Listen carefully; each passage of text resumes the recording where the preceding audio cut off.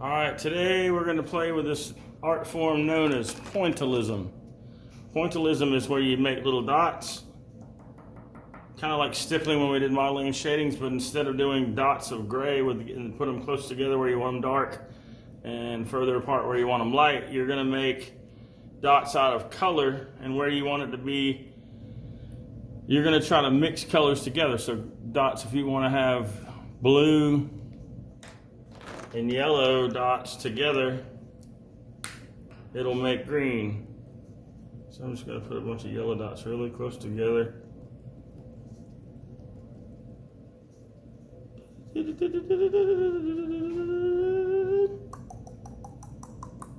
And then you're going to put blue dots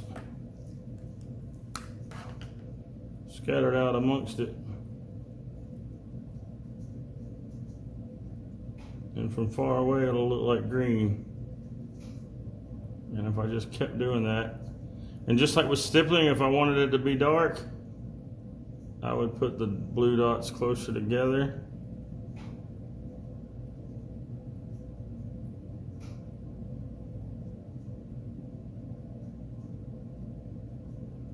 If I wanted it to be light, I put them further apart.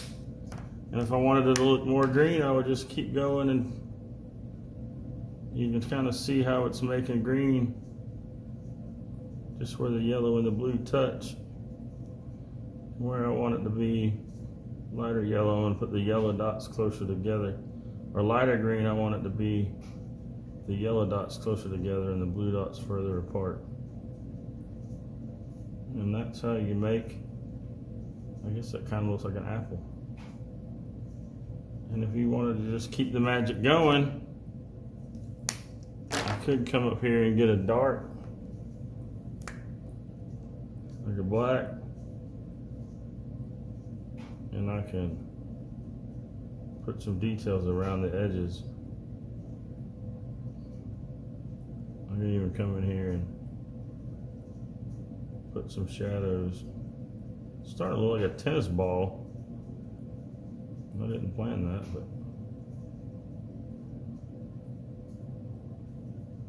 the secret with pointillism is you don't want to have any lines. You don't want to come in here and do this. You want to do, if you're going to try to do lines, you're going to do lines like this. And today I want you to just play around with the lines, and then tomorrow, or either later today, either play around for a little bit. Probably what you do is play in your sketchbook, and then it'll count as your sketchbook homework grades. But what you could do is, once you plan out what you want to do,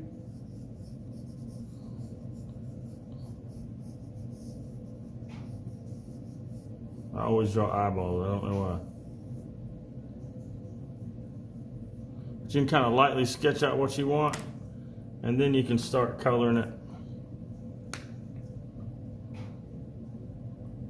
Coloring it with dots.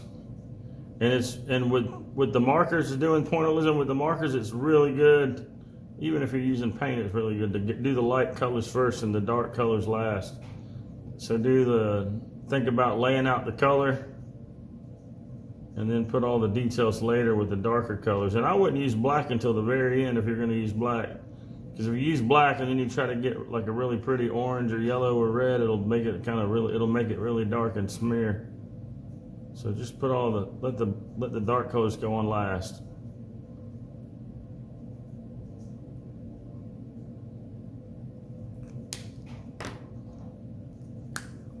So I'm hoping you can see how this works. Whoa, come here, pencil.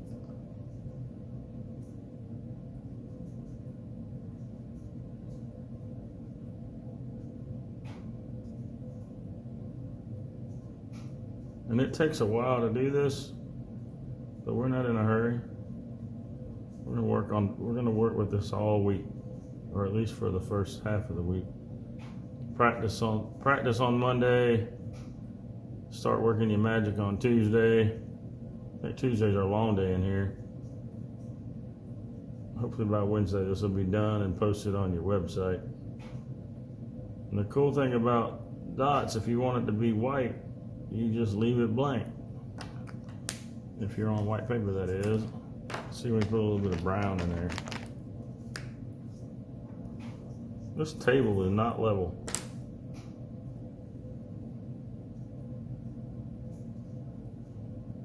canvas has got a little bit of brown around the blue here.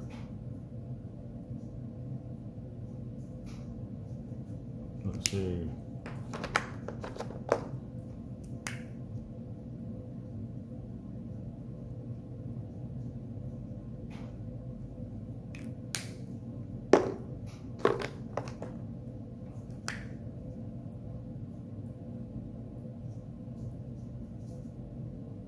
But I'm hoping you're getting the gist of what this is going to look like. And you don't want to go until it doesn't look like dots. You want to leave a little bit of paper showing so it doesn't look like you just colored it. But if you want to draw a little line, just make sure your line has little dots in it. You want it to look, you don't want to lose the dots.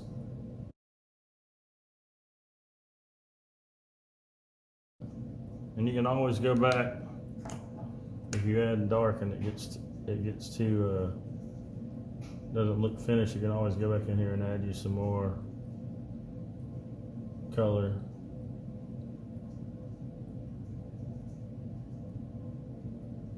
And like we did earlier with this little whatever this is, tennis ball, we learned that yellow and blue make green. So since I want this to fade from blue to green, I'm going to put some yellow on there just to get the effect of it turning green where the blue and the yellow are.